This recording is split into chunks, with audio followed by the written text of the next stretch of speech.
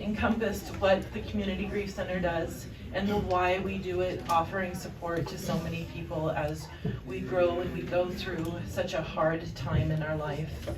So I want to ask for our last guest speaker to come up. He is the Chief Executive Officer of the Greeley Philharmonic, and he's also one of the new camp companions. After this summer, we had our Camp Braveheart. His name is Nick Kenny.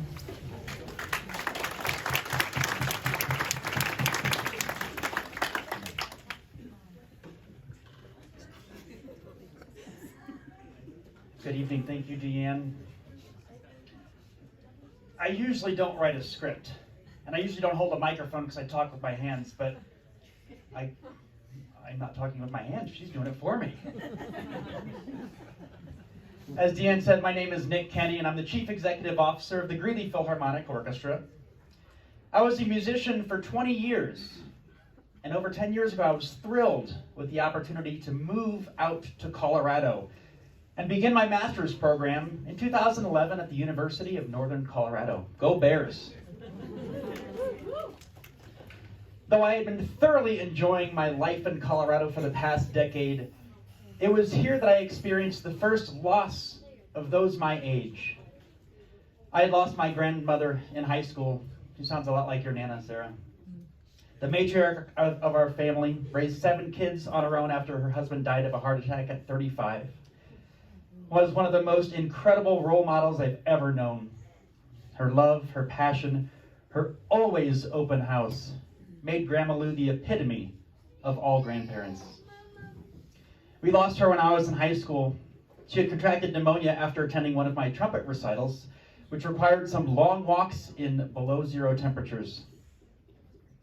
She passed a week later, and for years I had thought if I just didn't ask her to come, she wouldn't have gotten sick. But that wasn't Grandma. She was going to be there no matter what. The first week I lived in Colorado, I received word that a dear friend of mine from undergrad had passed away when the stage at the Indiana State Fair collapsed. She had just graduated and was going to be a teacher. We had traveled to Europe together for one of our January sessions. A few months later, I learned that one of my best friends and former housemates succumbed to cancer. I then traveled to Michigan to celebrate his life with so many of our peers, all recent college grads and scattered throughout the country at that point.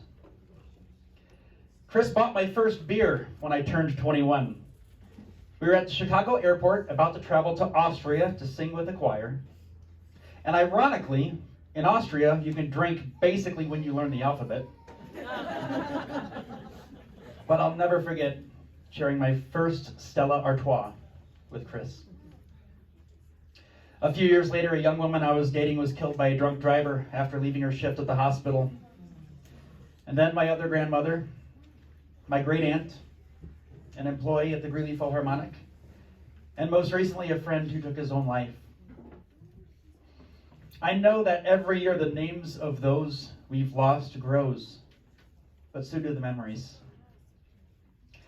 In January of 2018, I had an oral procedure, one of the scariest things when you're a musician. Things were patched up, or so they said. A few months went by, and while I was sitting on my favorite recliner at home watching a movie, I felt something was off. A small portion of the roof of my mouth was swollen.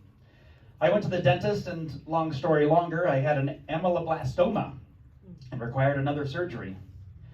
I was forced to see a specialist, and in June of 2018 underwent the knife, this time removing 2 teeth and an attempt to repair the bone structure to my upper jaw.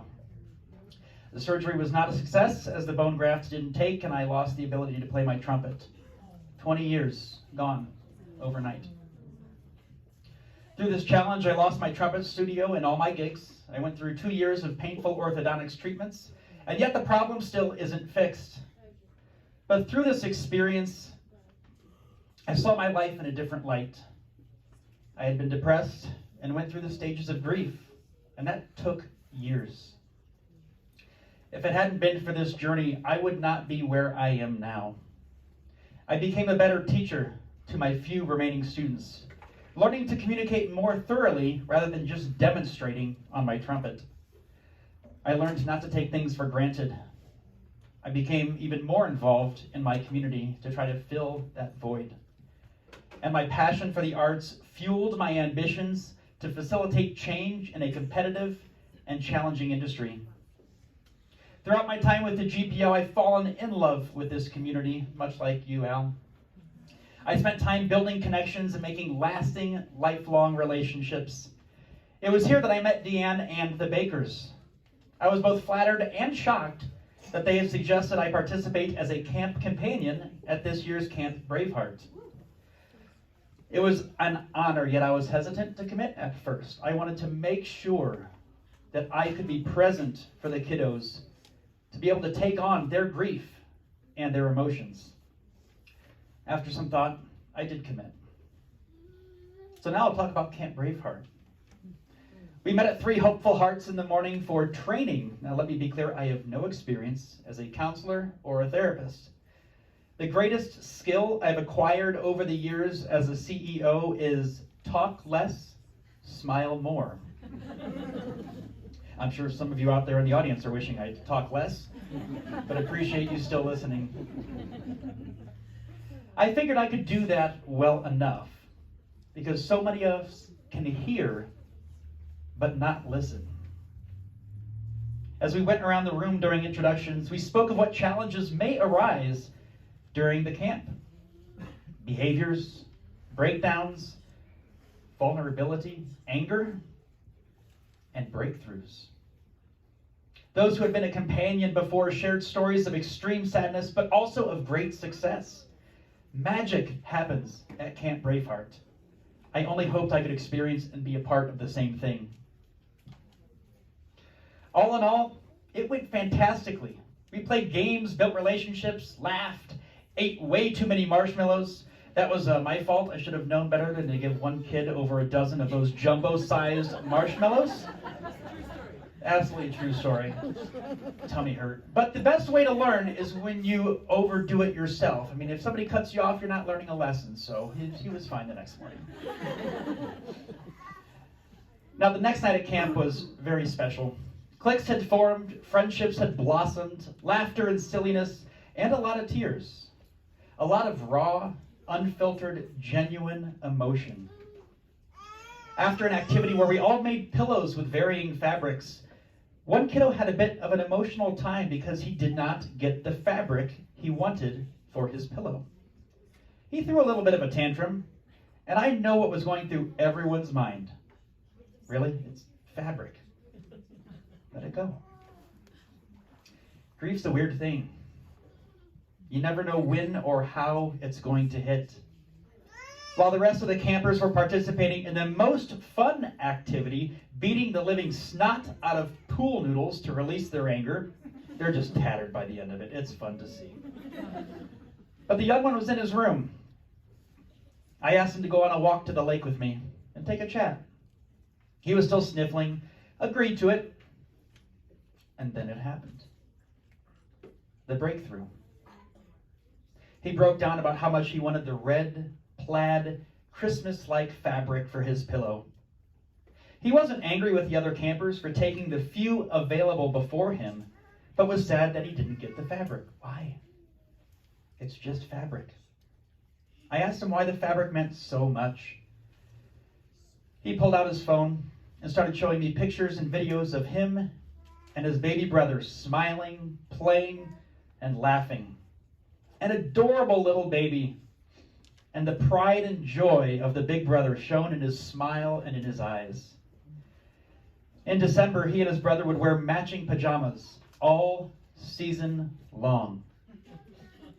The same fabric pajamas that he wasn't able to have for his pillow. He told me about how his brother got sick, how he wasn't allowed to go to the hospital, how he couldn't even see or hold him, and then that he had passed. His baby brother. It was so much more than just the fabric. Those 48 hours were some of the most stressful, intense, but powerful I'd ever experienced. I witnessed that which many of us haven't experienced. The healing process unfold after a significant loss. the loss of a parent, a friend, a sibling, a relative, and all at such a young age. There is no timeline for healing, none. It happens when it happens. But for me to be a safe person to connect with, to cry to shout at, to be a listener, that was special. This was something that transformed me, and I'm eternally grateful for the opportunity to have been a camp companion at Camp Braveheart. Thank you for being here, for listening to a portion of my story. Some wounds may never heal. Those scars will be with us forever. My scars will be here forever. Memories of loved ones and memories of a different life I had once led. People joke when they learn I'm a hockey player and ask, "Oh, do you have all your teeth?" No, I don't. You should see the other guy on the ice. But not because of hockey. But I had people help me through. There are those who are still there for me. Though we have all lost those close to us, the bonds and the friendships from those who have cared expand the network of love that we so cherish. A network that can be enhanced by the Community Grief Center, by leaders like Deanne, by Al and Debbie. Leaders and individuals like you. There is no single recipe for surviving grief, but being surrounded by those you love and those who care for you is a great way to start. By opening up and being vulnerable. By sharing stories and experiences. By cherishing the memories of those for which we grieve. After all, what is grief if not love persevering?